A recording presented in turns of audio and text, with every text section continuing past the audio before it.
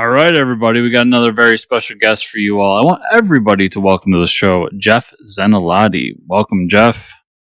Oh, thank you for having me. This is great. Yeah, and I'm so happy Chris got the last name right because he has messed up simpler names. But almost 300 episodes now, we're onto it, Chris. You did it. I'm getting better every episode. Yeah, takes practice. Thanks for being here, Jeff. And we're going to talk about Accidental Renegades for sure. But we got to get into your origin story because it is your first time, so you have to go through the gauntlet. Sure. And so give us the rundown, how you got into writing comics. Were you always a comic book fan? That sort of stuff. Okay. Well, first off, thanks for having me on the show. Actually, subscriber, big fan. So, happy to be a part of, watching and happy to be a part of it. So kind of one of those long-time first-time That feels really things. good. Thank you. Appreciate that. No, thank you. Appreciate the opportunity. Wow. But, my story, it's probably similar to a lot of people. I've been a comic fan for most of my life, more or less for as long as I can really remember. Remember being a little kid, being homesick, my father coming home with a couple comic books back then that he probably picked up from like a spinner rack at the train station, gave them to me to read, and I kind of got me hooked. Been reading comics my whole life, kind of took a break in, the college years when I was, interested in things besides comics, and then kind of got back into it. I've always wanted to create my own comic book, and I've always kind of made excuses for why I was never ready. And I did that thing that a lot of creative people do where you talk yourself out of starting something. And I became really, really good at that. I'm not good enough. There's not enough time. I don't have the right tools. The kids are too young. The kids are too old. Whatever the excuse was that week. And then 2020 happened, pandemic, everyone was on lockdown. And, I did again, what a lot of people probably did, which is, argue with strangers on the internet.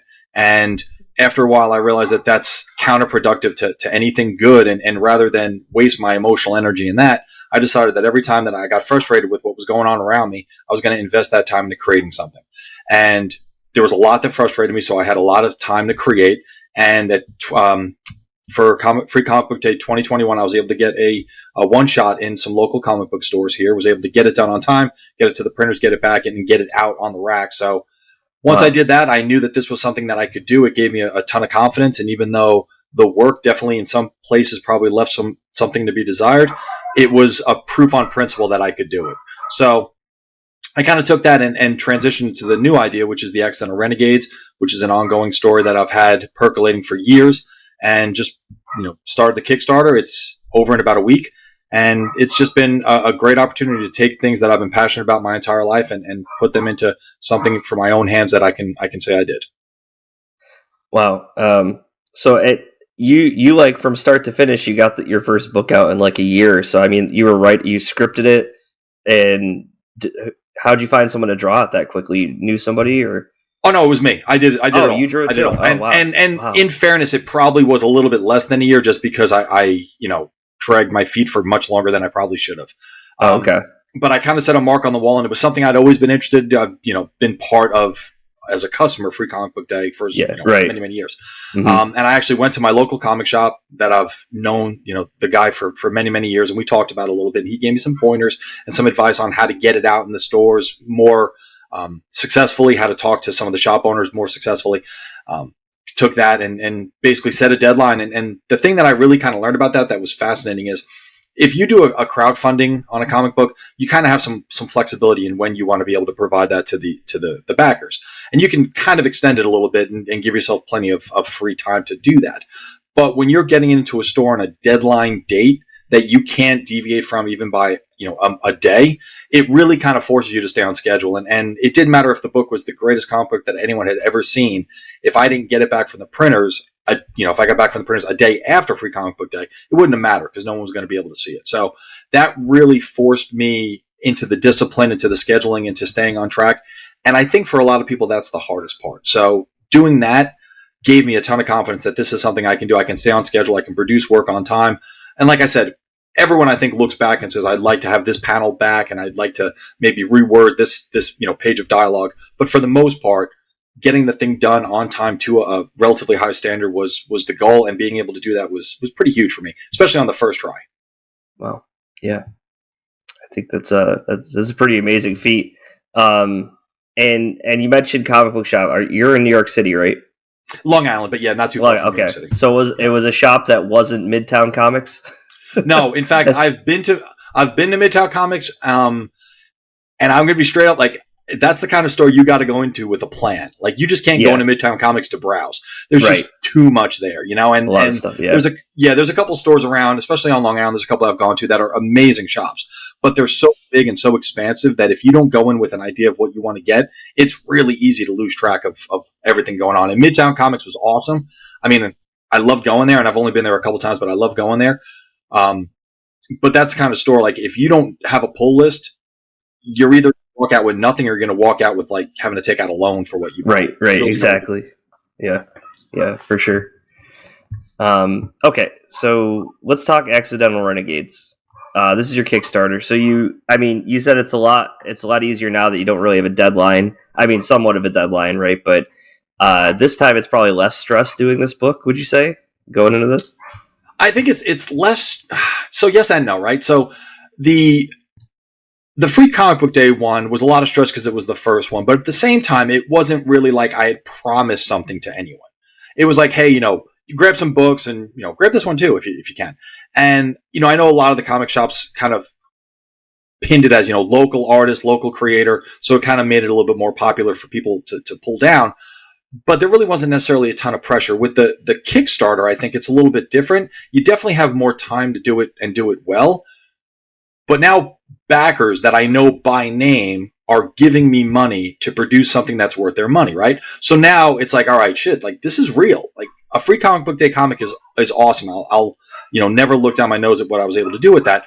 But it was a free comic book day. So it's like, if you don't like it, screw you. It's literally a free comic book. Like, if you don't like it, throw it out. This is, depending on the tier, some people are paying, $15, $35, $50 for a comic book.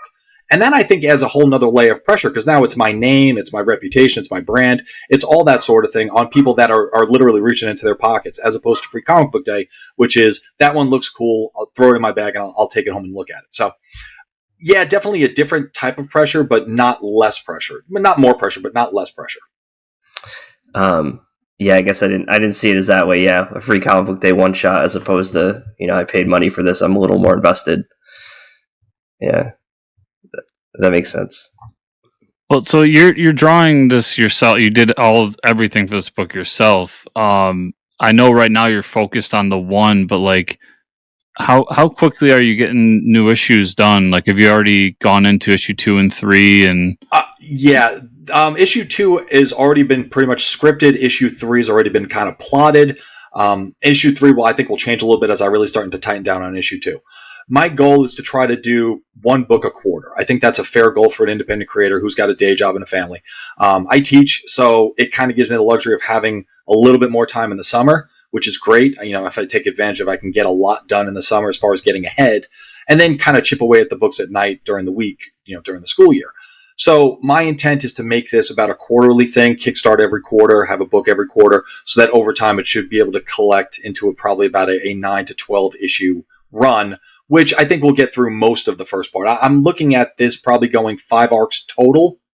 And that will probably be about a couple years down the road till it ends. But one thing that, when I kind of refer to it as like an manga inspired book, is that's partially due to the art style and the energy that manga has. But it's also kind of due to the fact that what I like about manga is it's finite, right? It has a definitive endpoint. It could be many, many years out there, but most of the manga creators know that this story is going to end at a certain point, and when something happens, that's pretty much the end of the story as they want to tell it.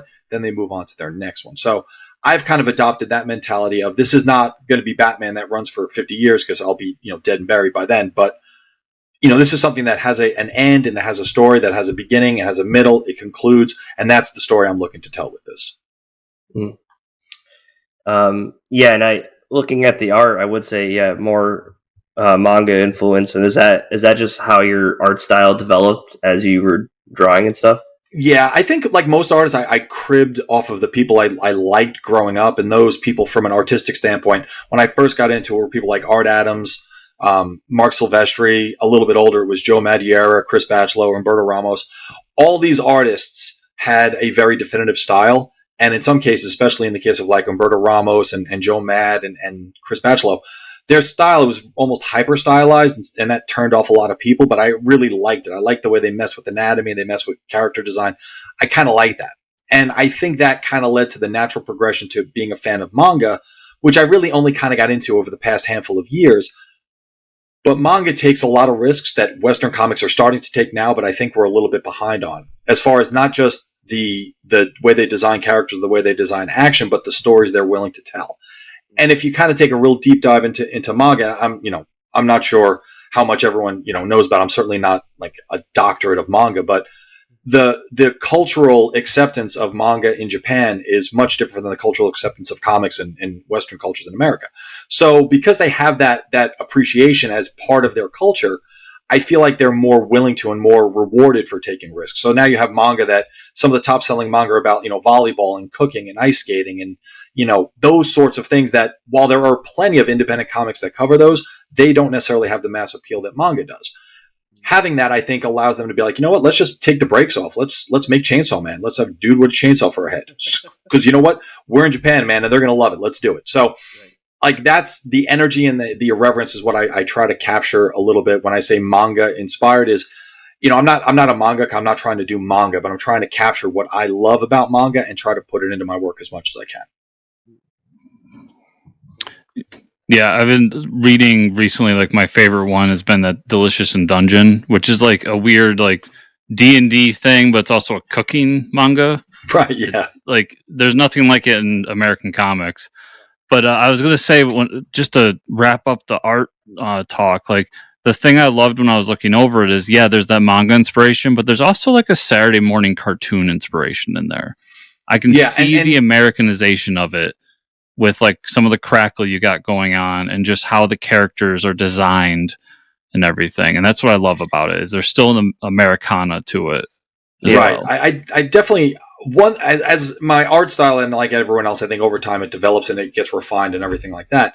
I've definitely with this book more so than with the Free Comic Book Day, I've really kind of delved into the shape language and understanding how to make the characters a little bit more visually unique. Having characters that can be recognized by their silhouette, having characters that based around the three major shapes of the circle, the square, and the triangle, so that they're a little bit more angular or curved or boxy, depending on their personality, so that if you just put silhouettes of the team up alongside each other, you can kind of figure out who's who. And I think that simplification kind of lends itself to more of like an animation style, where if you have to draw these things over and over again, it's easy to define it by shapes because it's easier for the animators to draw that. That's not to say that there's not details in it, because I've been working on a page today that was almost entirely detail and it's driving me crazy, but it's detail that's based around very, very basic shapes. And I kind of feel like that because the shapes are what drives the character, it allows the character to be more fluid and a little bit more of that energy. I'm always trying to do that. And I feel like it's something I'm starting to get the hang of now after many, many years, is to translate the energy of movement into the two-dimensional page. And I also want to say, like, one thing that I don't think a lot of people look at, and as Mike and I do this more and more, I get more nerdy about things, but the backgrounds, there's this one shot you have kind of the city with not quite sure what they are. They look like floating brains almost. I'm sure it's explained in the story, but the city is like it looks like a black and white photo almost, and in terms of the detail that's put into every inch of it, like the skyscrapers and with every little window and everything. And that's something I think a lot of artists just overlook that is so awesome. Yeah, and it's definitely time consuming. I work digitally, and that kind of helps out with as far as, creating perspective grids and lines and everything else that when you do it traditionally, it is a bear to do. And it's also something that I enjoy it, but really more of it's almost kind of like meditative because it's just a lot of angular lines and things like that. One thing, especially with the backgrounds that I'm trying to kind of incorporate more, is to have the backgrounds force the perspective of the characters. And again, digitally, it's really easy. You put the background down, you warp it a little bit, you add a fisheye lens effect so that now the background is more of an extreme background. Because I feel like it just creates more energy. And then if the characters are warped a little bit to fit that background without really messing with the anatomy, it adds like a whole nother level of stylization to it. I kind of messed around with that in previous work, and now I'm starting to understand a little bit more and taking a little bit more chances, which again, I think is a testament to working digitally. And I was against it for a while until I started doing it. I've always been the person that, you sit down with that blank sheet of paper, especially if it's Bristol, right? It's expensive. It's high quality paper. It's really, really nice. And that first line is always the scariest thing. Like, I don't want to put it down. Am I ready? Is that going to be with digital? If you screw it up, you just erase it and you literally hit a button and it erases and you're fine. So I feel digitally, you're able to take bigger chances, because if it doesn't work, who cares? Like, I'm not erasing, I'm not ruining the page. I'm just literally hitting the back arrow and it's gone. So I think being able to say, even if like I were to spend hours working on a background, I would be probably reluctant if it was traditional to try to mess with that because of the amount of investment that I put into it. But digitally, I'll mess around with it. And if it doesn't work, just undo it. But you're able to take some really cool effects and put them into it that I say over and over again, as a writer and as an artist, everything in the book needs to be in service to the story. And if it doesn't serve the story, no matter how cool it is, it's got to go.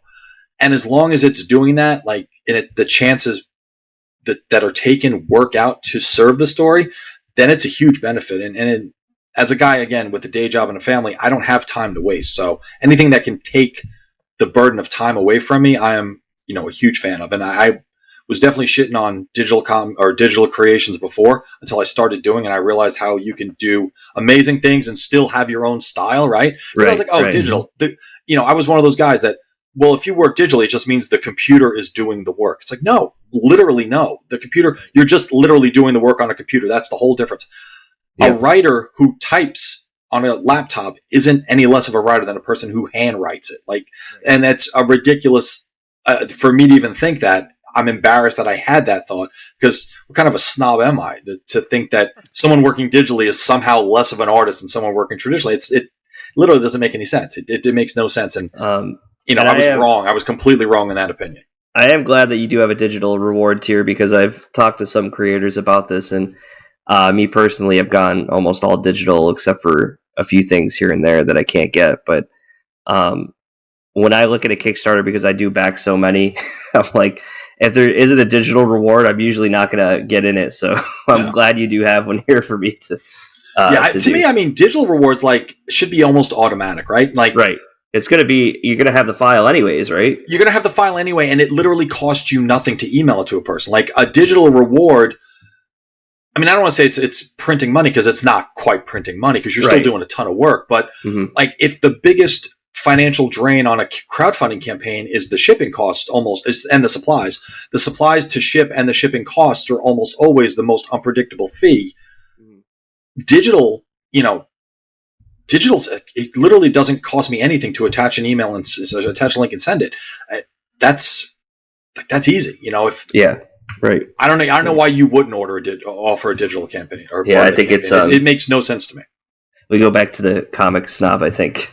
I guess there's. I was there. I honestly, I'm parochial about. Yeah, I guess. Yeah, I see. Until I got put in a situation where I was like, okay, I don't have enough room for comics, and I'm not getting rid of the ones I have to make room for new comics. So it's like I got to go all digital. Right. Yeah. No, that's a really good point too. Yeah. Right now, as we're recording this, you have successfully funded the campaign. So yes. Yeah. We're looking at everybody that jumps on board, and hopefully plenty of you will. It's a funded campaign, so you're going to get your book. But we also got stretch goals that you're looking at, and I see improving the cover stock for the physical backers, adding stickers. But right now you're trying to get to the trading card phase of it. So good news is obviously the book's funded. It's about 169% funded right now, which is awesome. First campaign, so that's a ton of stress off my back. Allows me to just focus on the creating of it. The first stretch goal has been passed, so it's going to be a higher quality print and a foil cover. So for those who are children of the 80s and 90s, they get that cool foil cover, which I always wanted to do. And then the second stretch goal are stickers based on the characters and the Excellent Renegades characters and the Z Comic brand, which will be included. The third stretch goal is a little bit out there. It's about $900 away. Still attainable, but a bit of a stretch on that stretch goal. And those will be unique individual trading cards. I've always loved trading cards. Never collected them as much as I probably should have, but I've always loved them. And this is a group book with a lot of characters, with a lot of cool designs and cool powers. So trading cards seem like a natural kind of relationship between the designs, the individuals, and the opportunity to offer something to the backers. Definitely. And we haven't even talked about the story yet, guys. So you got to give us the rundown. We got so excited about like the art and shit like that. We didn't even talk about the story. So we do have the writer here too. He's doing both. So give us what is the Accidental Renegades? Who are the Accidental Renegades? So Accidental Renegades, it's a 36-page manga-inspired comic book about bumbling superpowered mercenaries who unintentionally ignite a global revolution. It kind of asks the question of how do you stay out of the public eye when you unwittingly become the most notorious people on the planet? One thing that I did when I was designing this idea was I took the traditional superhero trope, whether it's from Western comics or like, shonen manga, where in most cases the hero wants to be a hero. They embrace their heroism. It's something they seek out. It's their goal. And in manga, in some cases, it's literally their reason. It's their MacGuffin. It's what drives them as part of their plot. And I thought, wouldn't it be interesting to take characters who never wanted to be heroes, who never wanted to have power, who kind of had that, foisted upon them, and now they have to respond to it. I think a lot of readers can relate to the fact that sometimes you're given responsibility for whatever reason above your level, and you just have to rise to that level, whether it's family, work, some tragedy hits, you got to grow up real fast, and you kind of have to, put yourself into that box that someone else has set up for you. I think a lot of people can relate to that. It's a little bit of a PG-13 story, so not every character is going to respond in the same way. It's kind of a long-running idea, so not every character is going to make it to the end. And it's a great opportunity to kind of talk about a lot of the things that you see kind of impacting a lot of people. Each character kind of has a diverse way of looking at the problem, and I think any reader can find themselves in at least one of the characters. So an idea to take something that a lot of people are used to, put my own individual spin on it, and make something that is fun, funny, a little bit violent, and like I said, a little bit over the top without being over the line. Yeah, I think that's a cool approach. Like you said, as opposed to a hero that just wants to always help people and be burdened by that. And do you have I know you have like a team of like 4 heroes here. Which one is the one with like the red cloak? Well, the red cloak, I don't want to get too much into that character. Okay. That character, okay. It's fine. It's fine. But that character gets introduced towards the end of the first issue, and that character kind of has an important role in progressing the story forward. Okay. So yeah, I don't want to give away, and that's why even in the Kickstarter, there's not. I see mysterious really, companion. About that character, because that character becomes very, very important to the story. And if I give away too much right now, I feel like it'll kind of dilute from that. So yeah, no, I got you. It was like that was the one I was like, oh, that one's pretty sick. And then I was reading the descriptions. I'm like, wait, there's no description. Now I know it's. Yeah. There's a reason for that. Everybody, okay. Yeah, and I feel like that's one of those characters that was. The power set, I think, is really unique, kind of cool. One that you don't see an awful lot of, but I was kind of thinking like, this is the kind of character like every team needs someone with this ability, because like it would really make things a lot easier for a lot of people. So I think as you kind of start to get to know that character a little bit, I think it's going to be pretty interesting what they're able to do. And it seems like you have an abundance of villains showing up for the first issue too.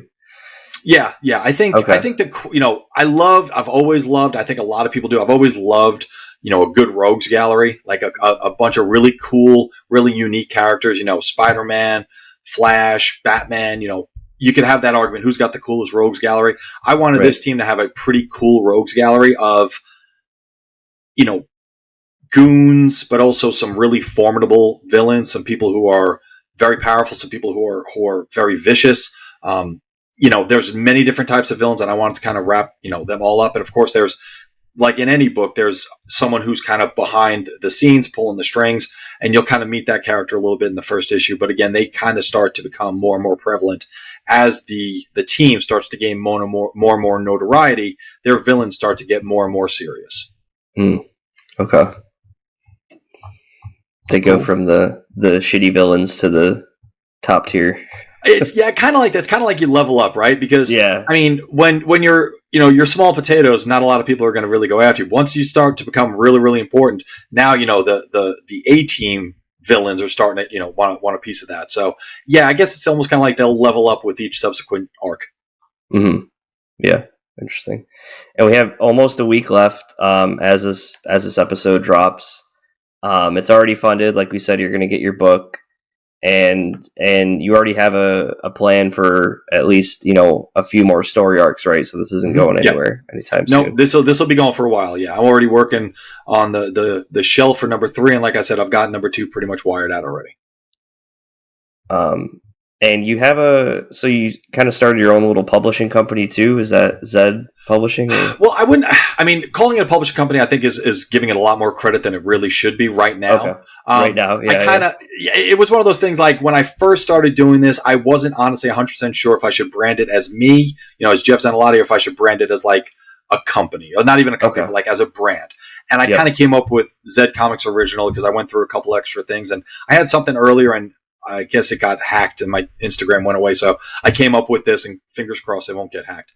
But Zed Comics Original is basically the brand that the comic falls under, right? So in a perfect world, and someone said you're trying to build the Zediverse, and I like that. I wasn't thinking about it in those terms, but that would be really awesome to have it long term become something that encapsulates more than one title, not just the Accidental Renegades, but other titles as well.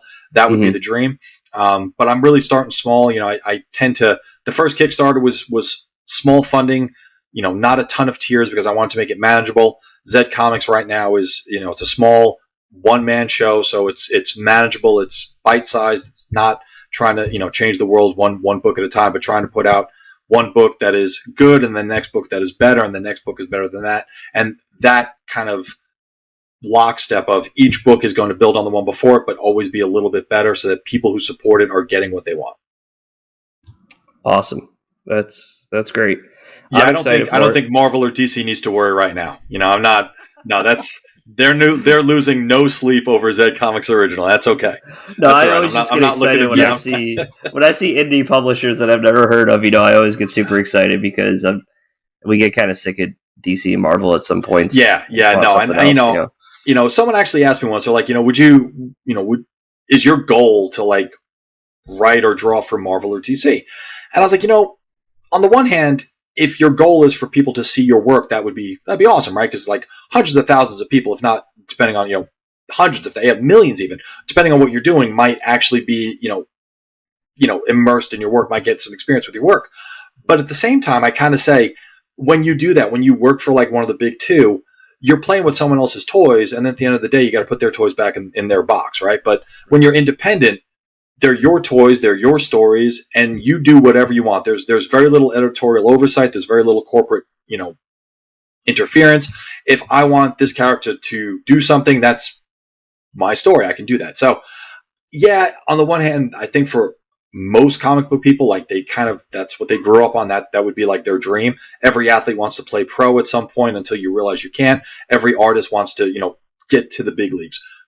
But realistically, knowing now what I know, I may be a great opportunity. I mean, I'm sure I would probably take advantage of it, but it comes with the downside. And the downside is you're really not telling your stories necessarily. You're telling your version of someone else's stories. And I think that's a lot different from what independent guys get to do.